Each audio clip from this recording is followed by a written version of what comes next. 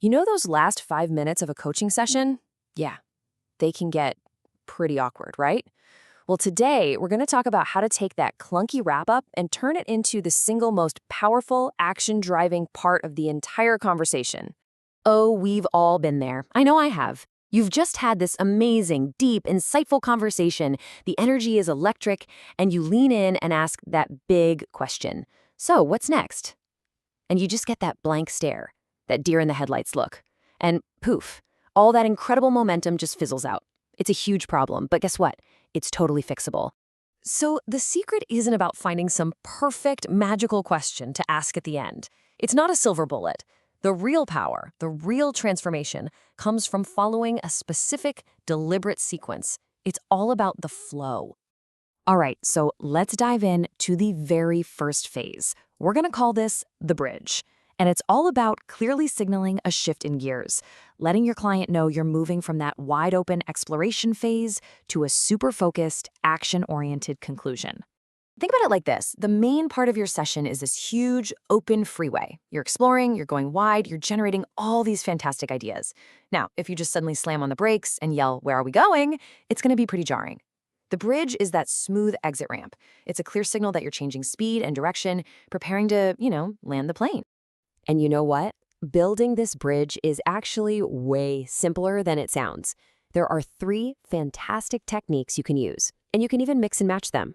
We've got the open loop, the focus shift, and the time check. Okay, so the open loop question is perfect for making sure your client feels totally heard and complete. The focus shift is just a really direct verbal cue, and the time check, this one is so effective. But here's the pro tip. You have to be specific. Saying we have 5 minutes remaining is so much more powerful than a vague, we're running out of time. It creates this gentle, real urgency. Now, if you want to take things to the next level, there's a more advanced technique called the identity check. Asking a question like this right after a breakthrough, wow. It helps your client integrate the change on a much deeper identity level. It totally shifts the focus from what they're going to do to who they are becoming. It's powerful stuff. So, once you've successfully crossed that bridge, it is time for the main event: action and accountability. This is where the rubber meets the road. This is where we craft a rock-solid plan that the client is actually excited to follow through on. And the key here is something called the power of 3. Seriously, it's been shown that if you can get a client to commit to 3 action steps, it exponentially increases the chance they'll actually do them. Why 3? Well, it's the sweet spot. It gives them options and creates momentum without being so overwhelming that they just shut down. Now, to make those action steps even more bulletproof, you can use what's called the MTO method. For each of those 3 actions, you define the minimum, the target, and the outrageous goal. The minimum is the absolute least they'll do, no excuses. The target is the realistic goal. And the outrageous, that's the stretch goal if all the stars align. It builds flexibility and resilience right into the plan.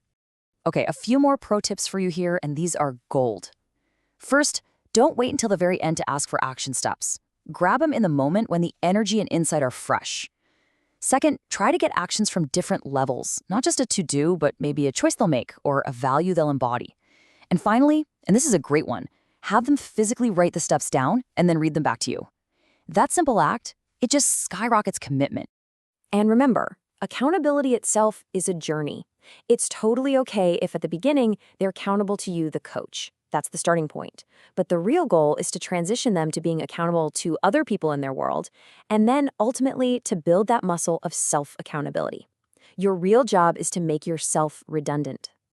All right, we are on the home stretch. This is the final piece of the puzzle, locking in the value. You've built the bridge, you've set the actions. This last little sequence is all about cementing the progress in the client's mind, making it feel tangible, making it feel real. This is called the evidence procedure. So, let's say at the start of the session you ask them to rate their confidence on a scale of 1 to 10. Now, you revisit it.